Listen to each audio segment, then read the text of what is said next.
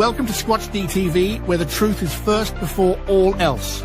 Join your hosts, veteran investigator, TV personality, and author Steve Kulls, and from the Kentucky Bigfoot Research Project and the Kentucky Fried Fixes channel, Chris Bennett. Sit back and prepare to take yourself on a journey with the longest-running Bigfoot podcast, Squatch-D. Here are your hosts, Steve and Chris.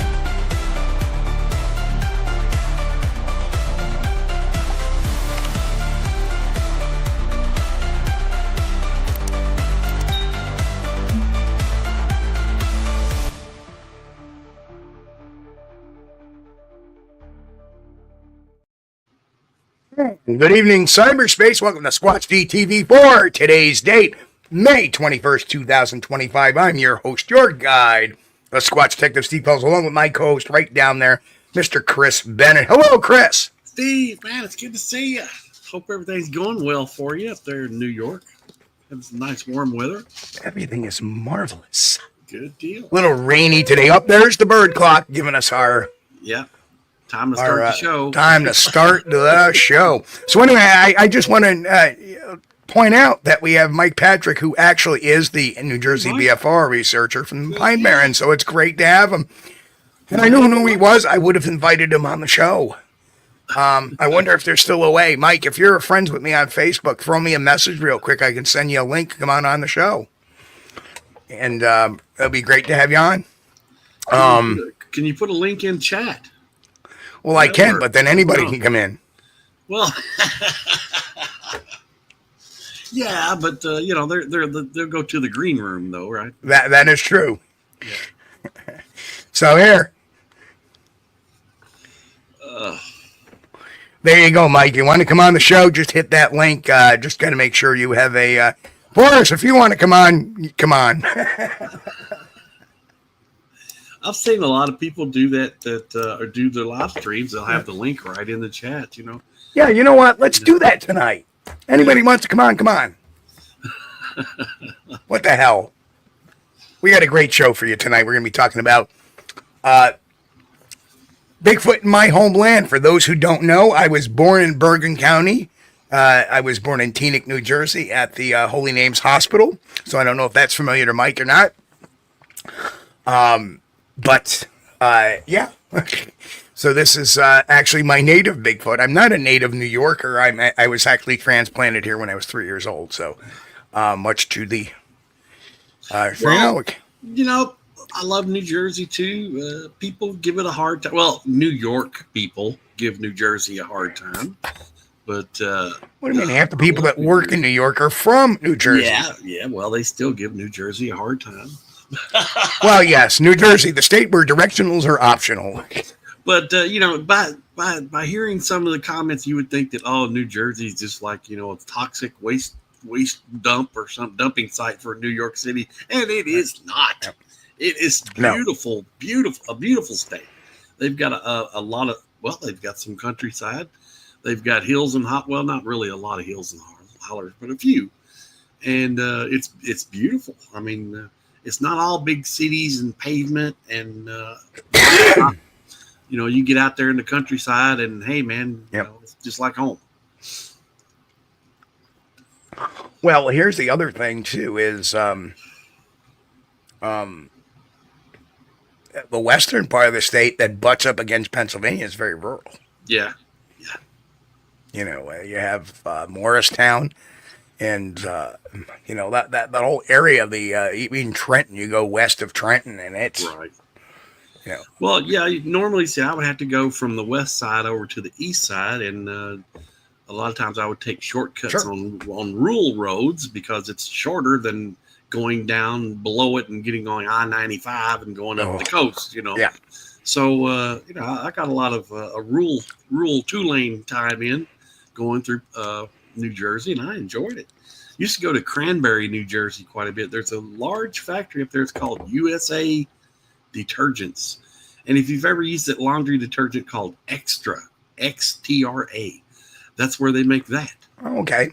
And you know what? I got to say, that's a great town because I love their sauce. Cranberry sauce. Well, More people probably familiar with their detergent, though. Yeah. Yes. Well, anyway, let's do our roll call, and then we'll get into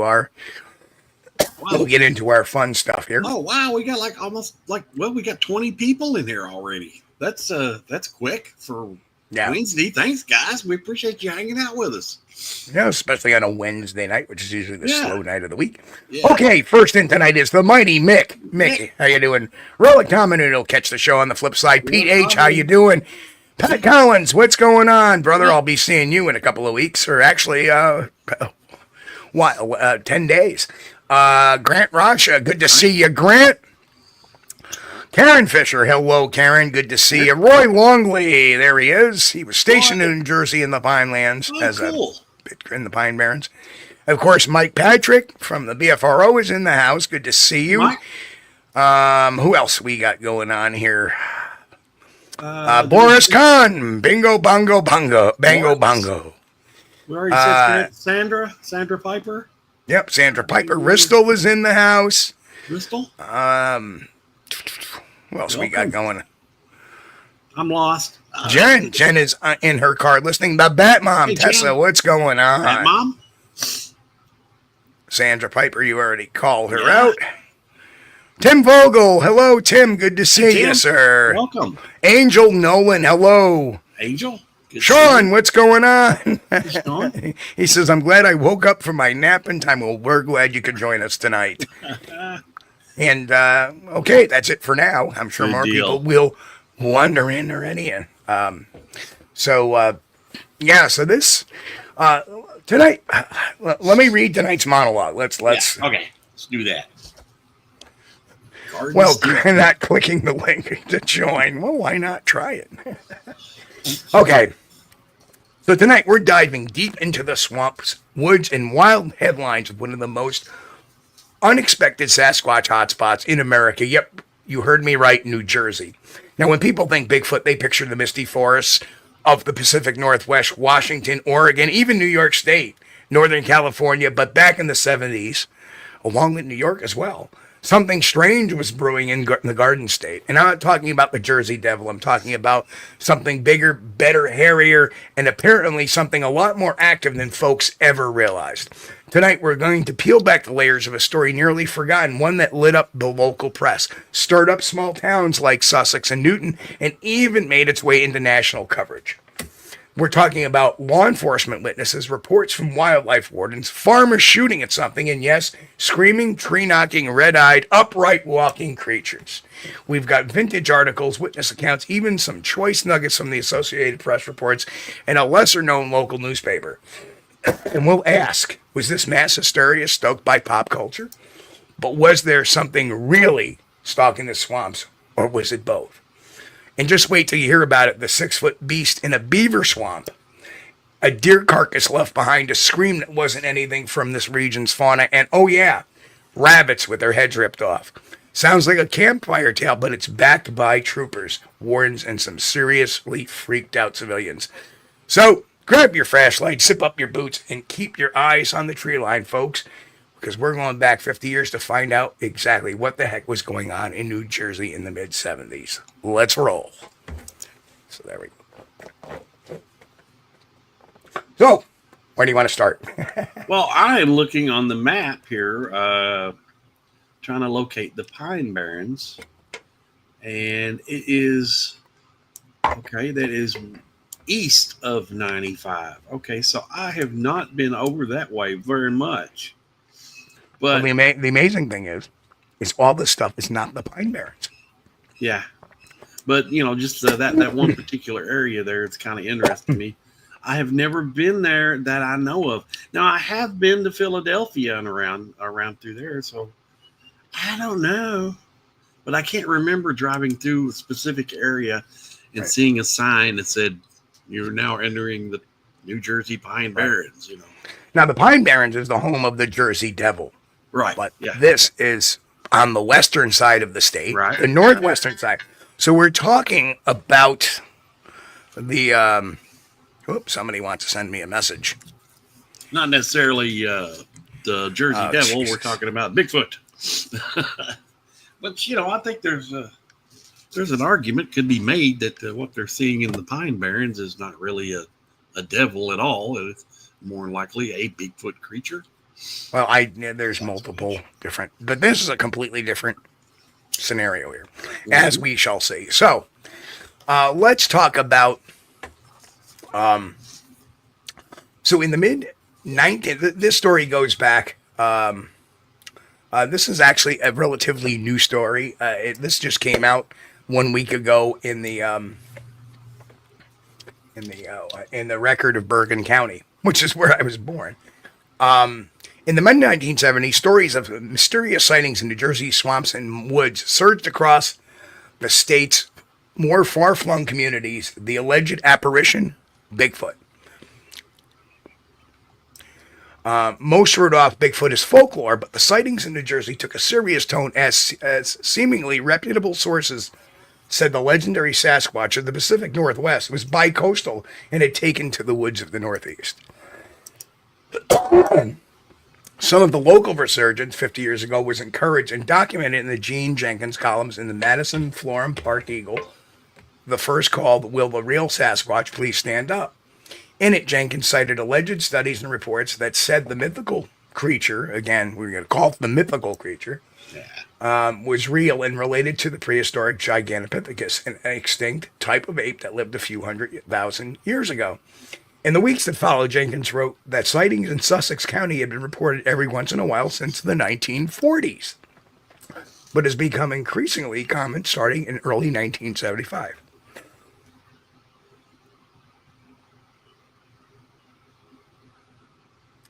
Residents in the area around Bear Swamp in Newton, according to the newspaper reports, had allegedly seen a 9-foot-tall monster with gangling arms roaming the area. In one incident, 5 people said they encountered a shaggy giant walking upright in a remote area near the swamp. Witnesses said the creature had long gray hair and a human-like appearance. Now, human-like appearance is very natural because it walks upright. Right. Like us. 2 arms, 2 legs, yeah. Walking upright, inline toes. Tales of the local Sasquatch screaming in the night, leaving footprints in the snow, and even spoiling a hunter's deer carcass by ripping off a leg before fleeing. Hit radio shows such as Glenn Maggio's on the old WFMV FM out of Blairstown. The timing was curious. In 1975, the wolf documentary Cry of the Wild was supplemented in theaters by a 20-minute report on Bigfoot, and the ads flooded the newspapers for Goodyear's new Bigfoot tire. Coincident or not, a fire was lit.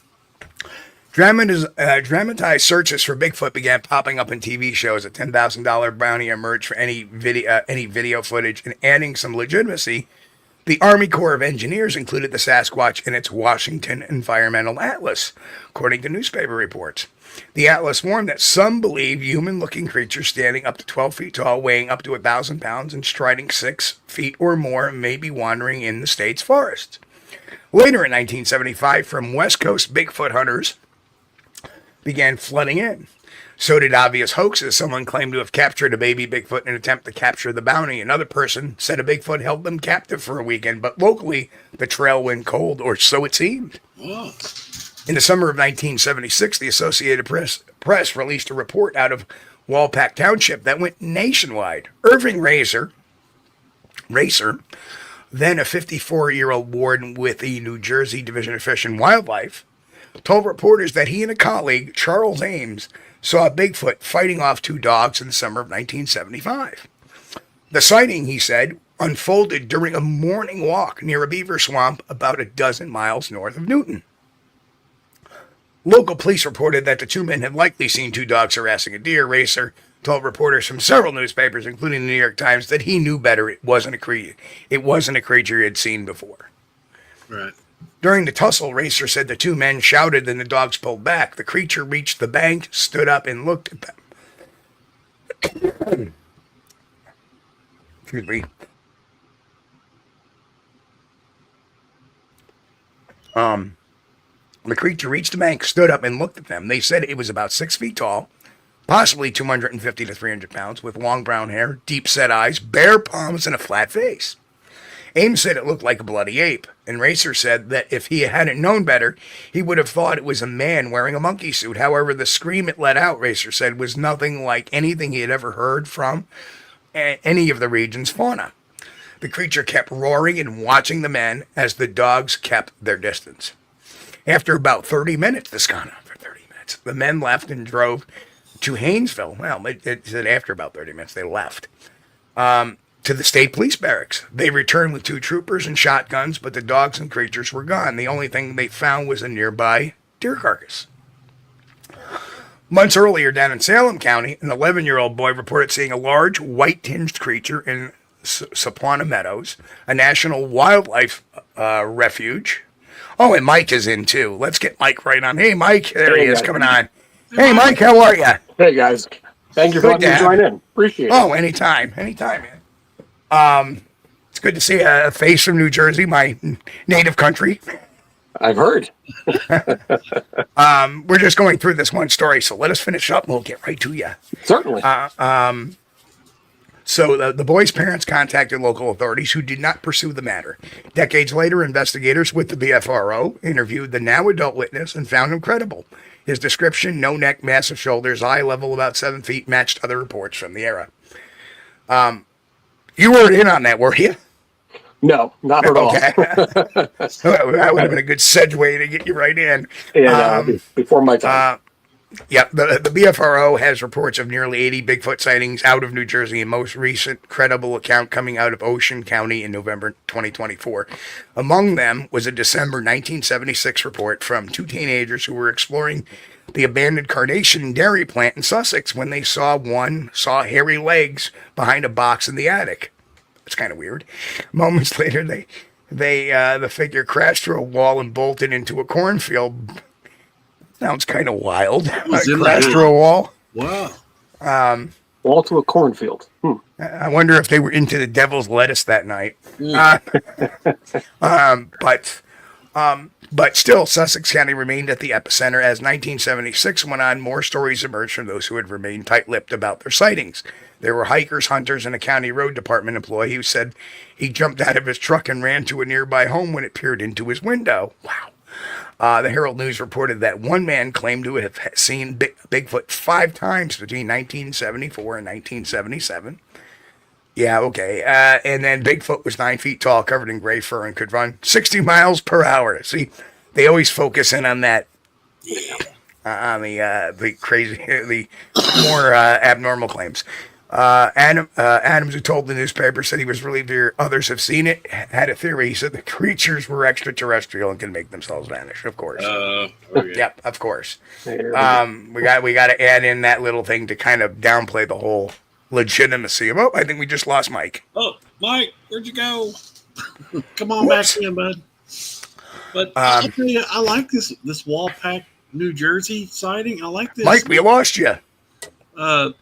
That Irving Racer was not alone. And at the time, he's 54 years old. Him and Charles Ames, who's 67, saw this thing together. So now that's awesome.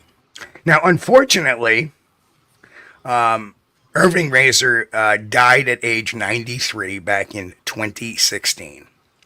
So I actually was saying, I wonder if this guy's still around. Maybe I can get him on the show, but he, gone. And Charles Ames was 67 back at that time, so no, he's not around. Yeah, he would have been about 117, I think. Well over 100, yeah. Mike, we lost you. Mike. It's probably rebooting. That's interesting. So anyway, there are some other stories, too. This comes from Weird, New Jersey. According to the New York Times, 9/19. Okay, there's the Irving Racer story again. Yeah. 12 miles northwest of Newton. 2 men claim they first heard growling of their dogs by the swamp. They saw the dogs surrounding a creature that was half submerged in the water, thinking it was a bear. They called the 2 dogs off, only to see the creature climb out of the water and stand on 2 feet. It was about 6 feet tall, Mr. Racer told Times. It weighed 250 to 300 pounds, was covered with long brown hair. See, there's always a little bit of a... Right. It had a flat face with deep-set eyes, and the palms of hair were hairless. Yeah. Oh, I wonder if that's him.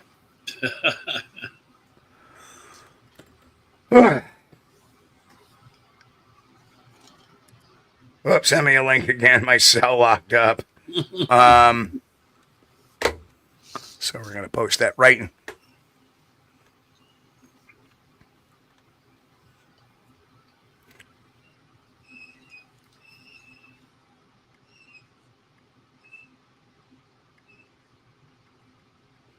There we go. Okay, there it is. I put it back in the show chat again. All right. Yeah, he's in. There's Mike. Yeah, there he is. And of course, you know, after had to restart everything back again. Of course, yeah. Back, you guys were gone. I'm like, uh-oh. Ruh-roh. Sad part is, I'm an IT guy by profession, you know, so this is like, you know, I should know better. Well, it always happens. I mean, during the show, you know, that's when things are going to pop up. Boom. It happens. It happens. Everything's working great, and then the show starts, and dang, nothing works. Yeah, I fully understand. I've been there, done that. So I'll let you guys continue. Go ahead. So we're in New Jersey, continues to say, witnessing the site for over a half hour. The men jumped into their pickup, drove to the state police in Haynesville. They returned with 2 troopers and shotguns, but neither the dogs nor the creatures were anywhere to be found. The spot where the creature was standing was inaccessible because of deep water, but the state troopers found the deer carcass closer by, and in the state troopers' report, they said apparently the dogs were fighting the deer, and apparently the report must have been a mistake. The guys say otherwise. Then there was the story of Bigfoot kills bunnies in Wantage. Now, I want to put this up there. There is the county where Racer had his encounter. I think I got a better one. It's kind of in that area. Yeah. Somewhere in that general vicinity, I believe. Well, Now, you know, I would be willing to bet that the deer carcass probably had something to do with the battle that was going on there. very possibly. Possible. And, you know, up in that area, my godparents live up there. There's actually a pipeline that comes across from Pennsylvania through to New Jersey in that area. And a good friend of mine, who I'm sure you're all heard of, you know, Shadow of Big Red Eye, Mike Famalot, yep. He has actually researched up that pipeline and feels that these creatures, these beings are crossing from the pipeline over to New Jersey and following that pipeline trail down. That whole area up there, I used to mountain bike up there and hike. It's very woodsy. It's typical forested area. It's a good habitat for a possible Bigfoot to either come through or bed down overnight or for a couple days. Yeah. I've always said that if it's a railroad cut, a fire cut, even a pipeline cut, or, you know, that's their highways. They just motivate right through. Path of least resistance, I always say. So here's the real interesting thing. So the story we're going to talk about is this in May of 1977, which is just like a year after, not even, it's probably like 7 or 8, 9 months after Racer's encounter. The farmer in the town of Wantage reported that a large brown hairy Bigfoot-like creature with no neck and glowing red eyes had broken down 1-inch oak door and killed his rabbits. Some of the bunnies' heads were torn off, while others' hairs were crushed and twisted. The man said there was an unusual absence of blood in the scene. Foremen waited with loaded guns the following night for the creature to return. It reappeared at dusk, was shot at, and reportedly hit at least 3 or 4 times before running away, growling. Although there was an account of the wounded beast reemerging a few days later, no carcass was ever found. Now, the interesting thing, if you look on the map, and for some reason, are we out of order again? No, one disappeared. So if you look down, the 4 encounters where, you know, basically we're talking about tonight are all like within this kind of cut of woods. Yeah. And to the north, you have New York. And to the west, and of course, that part of New York leads right into Orange County, the base of the Appalachians. To the west of that, you have Pennsylvania and the Pocono Mountains. And of course, there's been sightings in the Pocono area, in the Wilkes-Barre area as well. Yep. So it's not like this is a far shoot that something may, you know, wander into these wooded areas. So here is another Bigfoot and the Hunter. This guy had written Weird New Jersey, said I'm an avid hunter, and I know I've heard creepy things out in the woods. One time I was hunting in Passaic County, with my older two brothers about 7 a.m. on a brisk October morning when all of a sudden I saw some woodland creatures, squirrels, etc., scurrying about. Then it got awfully quiet when all of a sudden I heard what I can only describe as two massive tree trunks colliding with a great force. I heard it 3 times. Each sound was about 10 seconds apart. Let me tell you, I had that shotgun in hand ready to fire. Anything came through the woods. I was absolutely petrified. Then again, thud, thud, thud, thud. This time it was 4 times, only closer. So close, as a matter of fact, that the ground beneath me was kind of shaking, and accompanying the thud sound was the sound of breaking branches. I ruled out the possibility of a bear because black bears are very timid and could never create such a noise, nor would it have been a woodpecker working on a tree, so no way would they ever make that ground shake. Right. My brothers were about 200 yards away and didn't seem to notice the noise. After about 3 minutes of this eerie sound, it ceased. Nothing in my life has ever scared me so much. I never actually saw anything, but I'm convinced it was some sort of Bigfoot creature. Of course, we don't know that for sure, but Right. Well, that thudding on the ground, that interests me because I've heard something similar to that. Me and the guys coyote hunting, and that's why we were out like 2 or 3 o'clock in the morning in my front yard, stomping around on the ground trying to replicate that noise, and we couldn't do it. Yeah, and you figure that pressure and the weight behind it just to make a stomping on the ground and feel that vibration. That's got to be a very large creature or being animal of substantial size and weight. Oh yeah, absolutely. And the final story, and because I'm rushing through this because we have somebody on tonight, so the final story is the big hairy man of Somerset County, and that's at the very bottom of the map down there. A Bigfoot-like entity has been seen in the regions of Somerset County, including the Great Swamp and the Somerset Hills. The locals call it the Big Hairy Man, and he's even been spotted as far away as Hillside. According to eyewitnesses, the Big Hairy Man stands about 8 foot tall, is covered with the hair color of a deer's, so light brown, tannish, sandy brown. He walks upright with a human gait, according to a bone specialist and physical therapist who encountered the Big Hairy Man while taking a shortcut through the Great Swamp on Lord Sterling Road in a hurry to reach the airport. They claim the Big Hairy Man walked in front of their car and hopped the fence along the side of the road. They could not see his face because he or it was looking down. These sightings, according to the Folklore Project in Bernardsville, have occurred for many years. So, hairy man ape encountered in Bernardsville, 1976. And this report says, my husband and I still don't know what the heck we saw in 1976. If I had to guess, it was a half man, half ape. We spotted it in the Bernardsville section of New Jersey. We've only told a handful of people about our encounter. Some feel we may have seen a bear, but we've never seen a bear swing his arms like a monkey or take strides like this thing did. So very common. So what, Mike, I guess, what's shaking in New Jersey recently?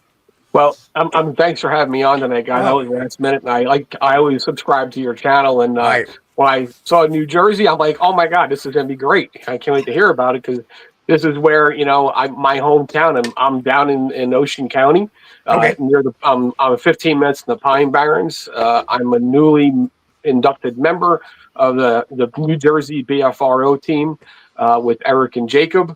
And by the way, I did pass them your link tonight, so hopefully they pop on here too. Nice. It's I've been doing Bigfoot research now since 2012. I got interested watching the $6 Million Man with the Bigfoot episode, and I was telling my father, I'm like, what is that? And my dad's like, it's some being called a Sasquatch or Bigfoot, and I was like, that's cool. I want to know more about this. Right. So I as a kid, I tried to look up stuff in the encyclopedias in the library and couldn't find much on it, and fell by the wayside. And then when Finding Bigfoot came on TV, it piqued my interest again, and I went to a BFRO expedition in South Jersey, and that was it. That just set me off because, when we were, you think of New Jersey, and most people don't see us as very forested area, but the Pine Barrens, it's 1.4 million acres of pine forest, and when you ask the BFRO guys, Moneymaker and Brockman, of how they feel about New Jersey, they were just like, blown away. Like, yeah, something could live in New Jersey. Right. When we look at the Pine Barrens, we have that ecological environment where We have, freshwater ponds and streams. We have the habitats to sustain these beings for quite some time. We're known for our farms, and there's tons of farmland down in South Jersey where, there's livestock. So they can come through. If they want a livestock, they're going to grab it. They're going to bolt off into the woods, And when you overlook at a map of that area, we have power line cuts, we have gas line cuts, so there's that travel way. So being new member to the BFRO, when we go out, and one of my expeditions I did in 2012 with Eric, we actually casted juvenile footprints and an adult footprint down by a stream, and I was a skeptic, until I did the expedition and saw these prints and was part of it. There's pictures of me with the cast, and it just made me a believer that, okay, it's October, November. There's not going to be anybody out here with no shoes on in a cold creek, muddy, a child no less, and I'm like, this is crazy. And we casted it and we cleaned them up. Eric came back a couple of weeks later and showed it to us, and it was just amazing. You can actually see the foot morphology of the print. And we were just like, this is one of the reasons we do this, to find this stuff, and it's always so encouraging too, isn't it? Yeah. Oh, it's very encouraging, especially when you have something now that you're like, okay, I never knew this was here. It potentially could be here. And where is it going? Why was it down this creek bed? Was it trying to find salamanders or fish, or was it hunting lichen? Was it picking the wild blueberries off the bushes alongside the creek, for subsistence? And then, okay, where is it going? So we tried to follow the prints. It crossed the river trail, and we found a juvenile print again with an adult print next to it. So right above us was a little opening which crossed over the dirt road and went into the deeper section of our forested area. So it's possible it coming through, getting the substance, getting a drink, and just continue walking. I've been out on solo expeditions myself with other like-minded individuals, and we have heard howls, we have been growled at. And we hear the coyote, down here in Jersey, we have yotes, and sometimes we hear these Bigfoot, Sasquatch will give a yell in between the coyote howl to kind of disguise their sound, and hoping that something else was out there and would hear that in between the yote howls. We've picked it up, and and Eric actually recorded it on a device that, really good high-end audio device, and sent it away to, a well-known individual who does audio analysis. And he came back and said, that's a Bigfoot. There's no doubt about it. He says the audio analysis, all the peaks and the pitches, everything matched up with a Bigfoot sound or audio. So my thing would be saying that, well, here is the frequency of the yotes, and here's the frequency of this thing in the middle of it. Yep. That would, how we determine. Anyway, Chris, I started a question, but I'll take the lead on that question. I know we asked Mike this question, and I started a question. Put that up. Corn Cob says, or Corn Cob say, Mike, does BFRO really want to kill a Bigfoot? Okay, well, So I'm a member, and I don't know if Mike does this, but I'm a member of the BFRO as well. Yeah. I'm a New York investigator. A lot of people don't know that. Yep. And the BFRO is not like this organization where everybody meets and everybody plans and plots. It's a confederation of independent investigators that have access to a local database that put their reports in a local database. And there's some standards and rules we abide by to conduct investigations, but there is no secret plan to assassinate a Sasquatch, anywhere out there. I think that would be detrimental to the BFRO organization, and our leader Matt. No, there's no theories or conspiracies behind that we want to kill a Bigfoot. I don't condone it. My personal opinion. Yeah. There's other ways to try and gather DNA besides Absolutely.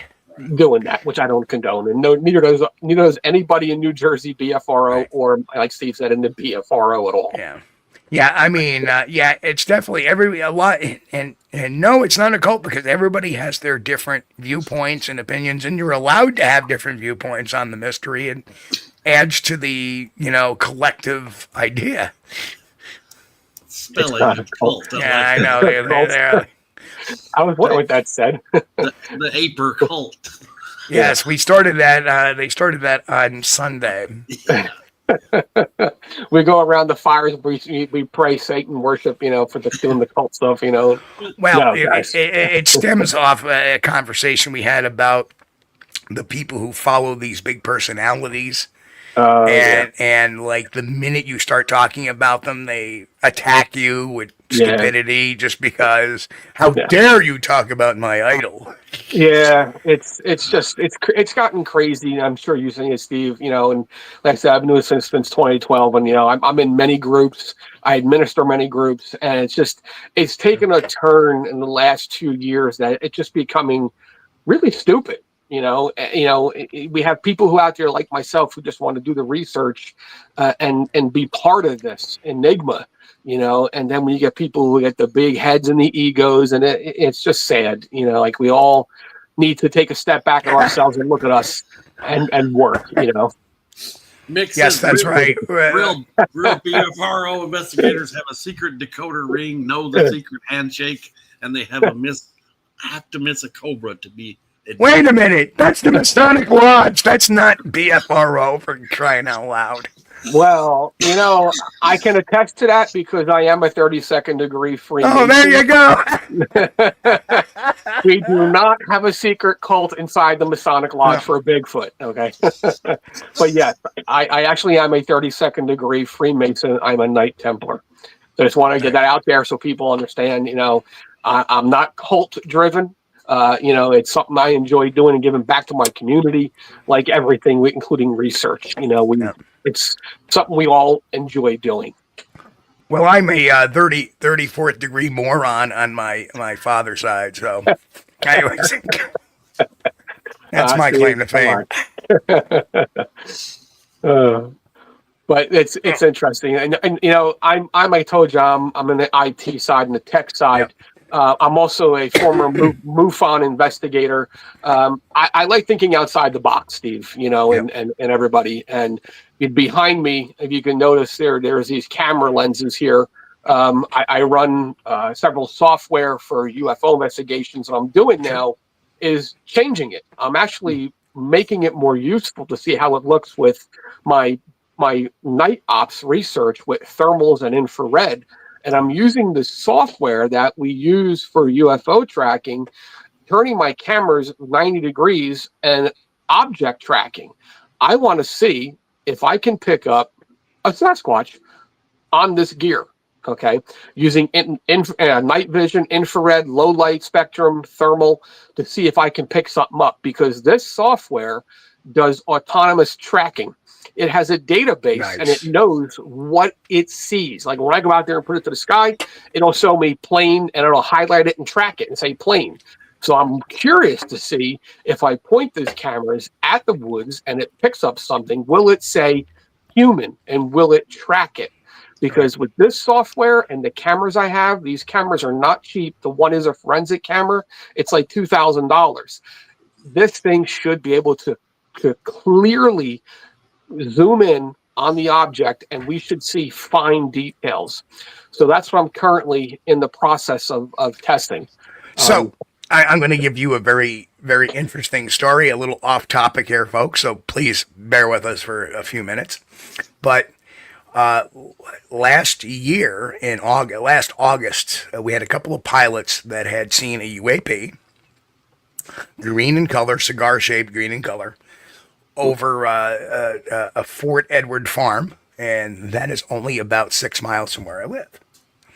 So, for whatever reason, this night I went out to just play around with a clear night, weather was nice. I took out my $300 night owl binoculars, not night owl, but whatever brand it was. These IR binoculars, and they're really good. Chris has seen them in use and everything. And it's a digital IR. Mm-hmm. And I'm looking in the sky, I don't see nothing, and I put the scope up, and I'm starting to look through, and I catch this. Now I don't think we're muted, but it came from the northwest, traveling southeast, and then it turns. It's not blinking, and it's not visible to the naked eye either. Interesting. Oh, dude.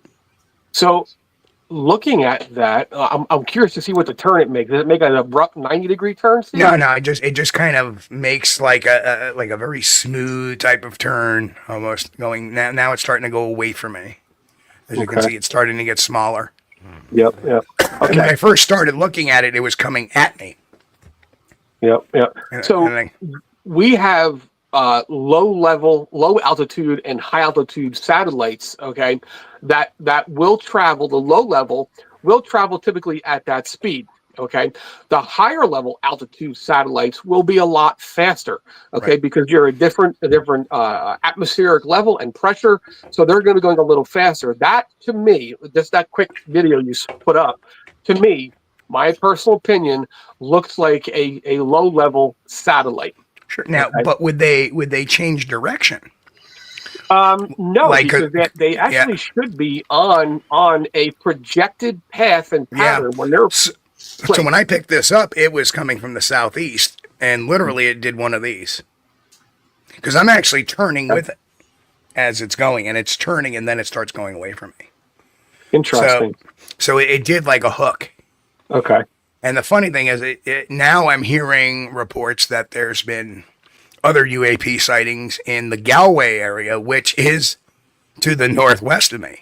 Yep. So it's very bizarre. You could not see it with the naked eye.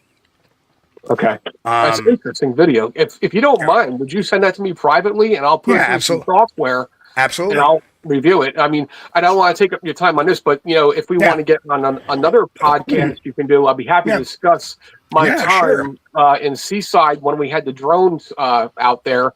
I worked with two fellow. One was a MUFON coordinator from Canada. He was the director of MUFON Canada, Dave Palachek, and Rob Freeman, World UFO Traveler. They rented a house in Seaside, New Jersey. We're on the roof Christmas weekend. We had probably about $80,000 in gear out there. I don't want to get into a topic now. It's a different topic, different time. But if you want to talk on the side and we can set something up, I have pictures. I mean, there was one thought that somebody said, well, maybe it's one of our spy balloons or whatever. But that change in direction to go against the wind, because when it goes to the west, that's against the wind. Our wind comes from the west. Yeah. So it's interesting. Yeah. And it's very round, and I'm sitting there, and the reason why it gets a little joggy is because I'm looking to see if I can see it with my eyes, and I can't. Yeah. Yeah. Yes. Men in Black would say it's just the planet Mars, exceptionally bright. But that was the beautiful thing about the film. I could put it up against, and using the IR, it was nice because you could see a star and you could see it move past that star. Yeah, you have low level light on the binoculars. Yeah, so you're showing the movement of it. It's actually moving, so it's not like somebody's. Because a lot of times these videos, you see just a dot, and all you see is this, and you don't see anything behind it to indicate any kind of movement. Well, obviously, what you were seeing there was the planet Venus refracted through swamp gas. That's right. Oh, gosh. And if it was shot on Taco Tuesday, there would be a lot of swamp gas. That's for sure. Anyway, getting back to our hairy hominid, how often are you getting sighting reports from the Garden State now? We're probably varying, about maybe, I'd say 4 to 6 a year. We had a most recent one that my counterpart Jacob was looking into.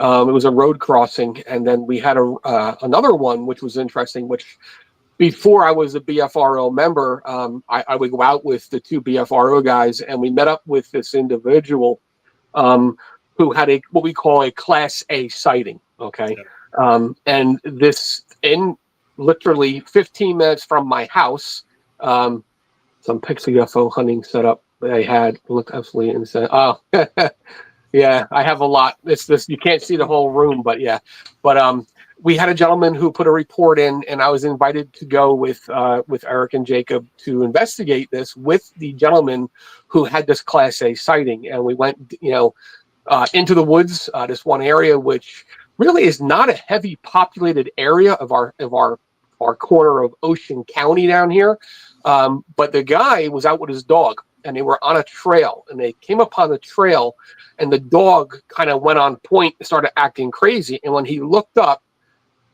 probably about 10 feet from him, a Sasquatch stood up and was looking at him. Okay. And the dog started getting crazy.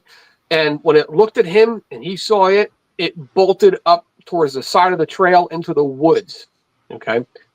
We went back and reenacted this. And we had, now Jacob, who's like 6 foot tall, I'm 5'6" nothing. This being was taller than Jacob, according to this gentleman who had the Class A.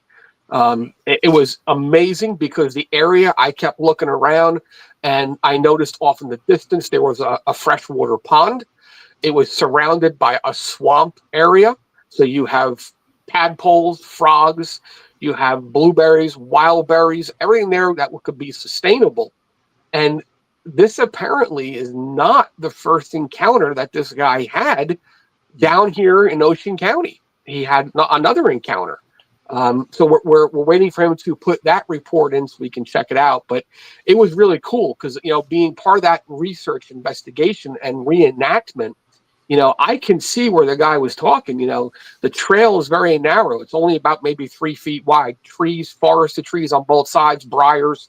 So this thing, when it took off, it actually went through a whole briar section of these large stickers and everything else that just cut through it like it was nothing. Yeah. We didn't see any prints, but the guy did. I think he did say at one point there was an impression that he saw in the ground where it stepped. But because our area, that impression could have been lifted back up because of the foliage underneath, may have raised back up and just emitted that whole print impression, but it didn't push hard enough to create that deep impression. It was actually stood there between the dirt barrier and the part of the trail, and then when it saw him, it took off.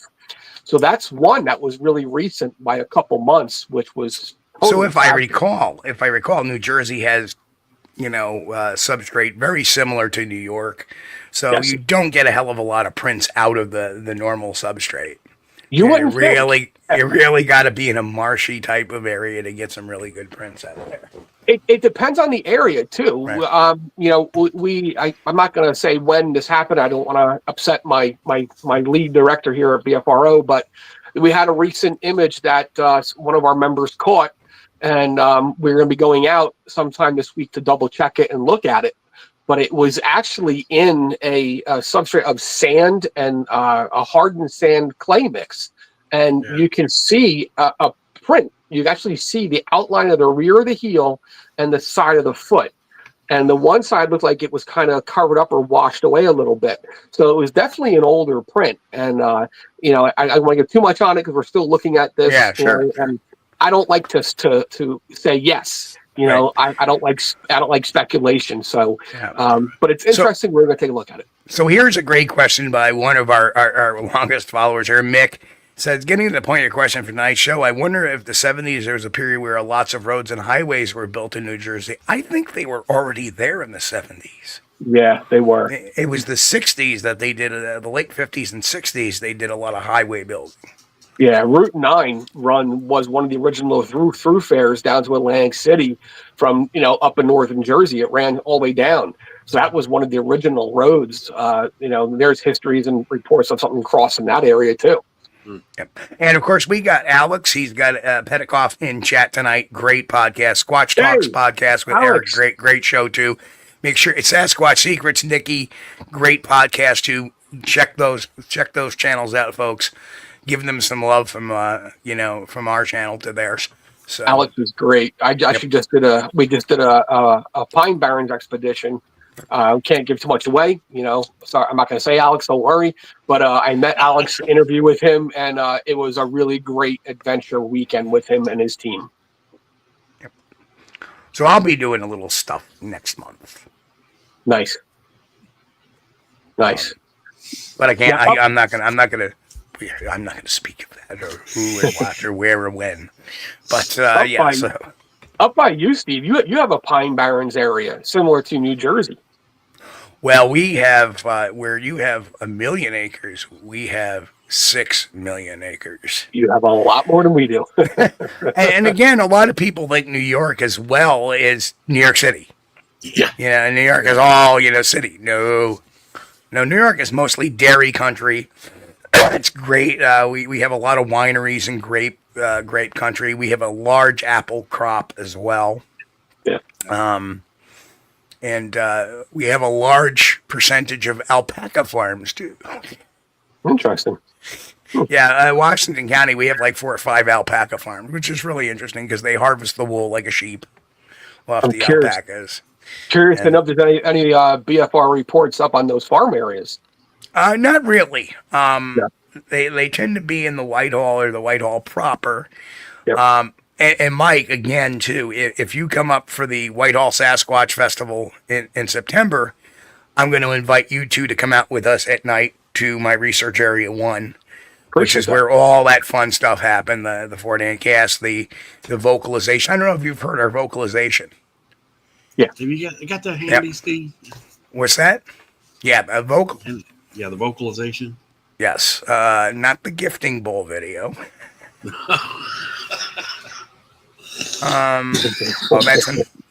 not the gifting bowl video. I gotta look because sometimes I have videos and sometimes I have. Let's see. We're trying to find it. That's interesting. You give it the gifting bowl. We actually have one thing we call the bowl down when we're down here in Jersey where we investigate. But it's just the way it's shaped in this one forested area, like a bowl. I do not have it on the board. I thought I did. I had it at one point in time. You played it, yeah. You've played it before. Yeah, it's not on the board now. Next time. That really sucks. I'm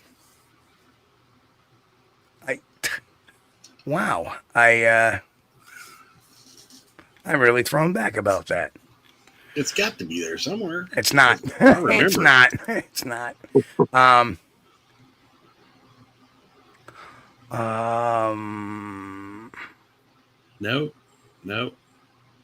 Nope. And while you're looking, just to keep it going, I was always curious to know when these older reports came in, could they have been mistaken with another cryptid that we have here in New Jersey, the Jersey Devil? Could it been something that they may have seen along those lines with those same red eyes and the same kind of tall stature, and the movement through the woods? Me personally, my beliefs, that the Jersey Devil is, to me, it's just folklore. I think it made a good story, but you can't really dismiss accounts of people and what they're specifying and stating in those reports of how it looked back in that time frame. Because when you read them, we know this time we have different ways of stating things and explaining something. Back then, they didn't have what we have now. So they're trying to explain it in the terms that they had back then to correlate what they've seen. So we have to kind of look at those reports and say, could it be possible? Could it have been mistaken identity of another creature? Sure. So anyway, I do have it loaded now. So I don't know if this is, I think this may be the full version, but. Whatever it is, it's animal shaped. It's just not moving. I hope it's not a freaking bear, man. It just got brighter, too. And. Because we had a run-in with a bear out here last year, so this is kind of fresh in my mind. It's not playing. Well, I lost the eye shine now. So ready? I'll show you where the eye shine is. Ready? I have no idea. Chris, can you hear me? Is it Woods tonight? Is that No, it? no. Don't touch any of that. That's Okay, music. I won't. I'm just Yeah, it's the Buck Mountain Whoop. It's at the very bottom of the board, and it's not okay. playing. I can see it.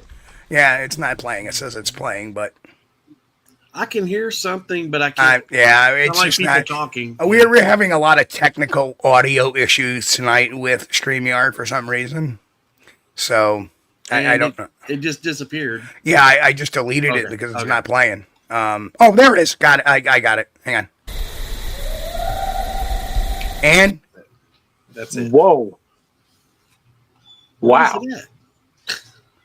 okay, here's the thing. I can't hear it. I heard it. You guys I can hear heard it. For whatever Yeah. reason, I can't hear it. That sounded like a deep, close proximity to you too. Yeah, it was probably within, probably 50 to 100 yards. Wow. I would think. And that is amplified. But the reason why it did sound that loud when we were there.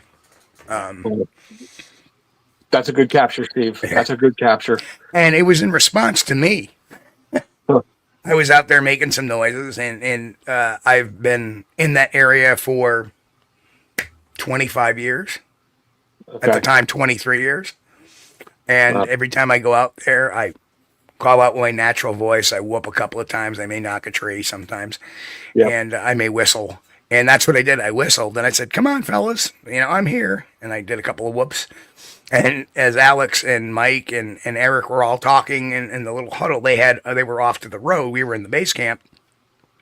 They were like, oh, that's Steve. And then all of a sudden you hear this whoop come back at us. Wow. And Wow. and that was it. That was it for the night. We just got that one hello. And what happened is everybody started rustling around after the whoop, and generally it may have taken that as, ooh, I better get out of here. I've rustled them off. Yeah, I could see that. Now, I will say that, I've heard something down here similar, but it was a little distance off, so the pitch and tone wasn't like as clear and close sounding to what you captured. But I heard something along those lines of a whoop. I've also heard a whistle across a pond at one point. So, and again, coyotes aren't going to whistle, and it was like 2 or 3 o'clock in the morning. There's nobody going to be out in this area where we were. And it was just clear. And, when we whistled back looking for a response, it didn't respond back. And then when we did a howl, we actually did get a response from the coyotes. And what it sounded like in between the coyote howl, we got a response back from the Sasquatch, And Jen and Bill and Deb were all there, and Jen was like the 3 we all first pulled in was in the same general area. And in that same general area, that's where Alex and was getting and Mike were getting thermal hits, and they couldn't understand why. So, and they were actually talking in the unedited video. They were actually talking about that, and then they stopped when they hear me with my antics, and then they stop again, and everything shifts again when they hear the actual whoop. Yeah, it was that video was playing, Steve. Their audio you were playing at the beginning. You couldn't hear it, but we could hear it. It just kind of sounded muffled talking, and they didn't get to play the whoop part though because you cut it off. Well, Chris, unfortunately, it's that time. Oh man, we're just getting started. I keep forgetting Wednesdays is 1 hour. Wednesdays and Fridays 1 hour. Okay. But we'll get Mike back on for our full 2-hour show. Mike, would you be interested in coming on a Sunday night and say not this week but the week after? Definitely, I'd be happy. All right, let's do it. Let's do it then. And if you want to invite a couple of the other investigators, sure, we'll get them all on at once, and we can all talk about Bigfoot in the Northeast. You got it. I'll send the offer to the team and see what we want to come on. But yeah. All right, cool. And you're on Facebook and everything. Yep, absolutely. Yeah. Yes, sir. Yeah, hit me up and let me know, and I'll get links to everybody, or I'll get the link to you, and you can get them to everybody else. Sounds good. And Mick's like, move to a 3-hour format. Oh man, we love you, Mick. That would be a Man, long we love you, time. Mick, but unfortunately, we all have lives, and I know people in chat have lives too, and everybody. Thursday is generally a work day. So, Yeah. so Up at 5 a.m.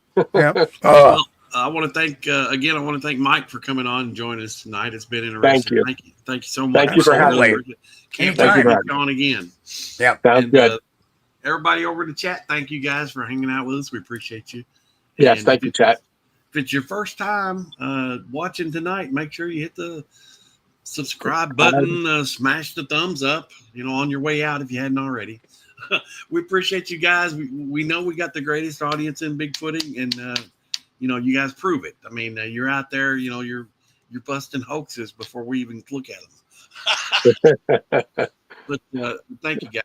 We really appreciate you. And I know I say it a lot, but I always mean it. You're the best audience in the world that we could ever hope to have. And this show is only made possible due to you. So Absolutely right. Yeah. Yep, 100%. For joining us.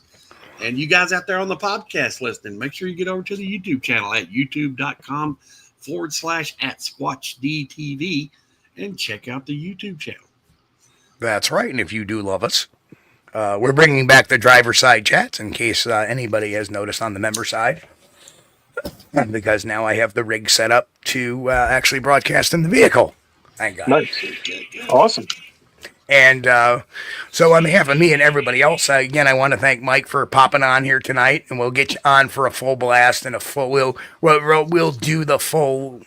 We'll put you in the chair with the big spotlight on and the rubber hose. No, not the rubber hose, but the. But we'll get a more in depth with you and the team and everything else if they want to come on, and that would be awesome. And folks, we'll catch you all Friday night. We got a good show. We got a guest for Sunday night, and he's going to be talking about his Bigfoot documentary about Bigfoot in New York, and it has something to do with me too. So we'll have him on Sunday night. Again, thank you, Grant. Smash that like button on your way out. Make sure you all subscribe to the channel. And folks, we'll catch you all Friday night. We love you guys. See y'all in a little bit. Peace. We thank you for being here with us on Squatch-D TV. If you haven't taken the time yet, please hit that like button and subscribe to the channel. And oh yes, hit that notification bell too. We don't want you to miss anything. If you really like our content, you should consider becoming a member, and it's really inexpensive and a great way to support not only the show, but honest Bigfoot research. Everyone have a great week. Be safe and God bless. We will see you all here next time on Squatch-D TV. Keep on squatching.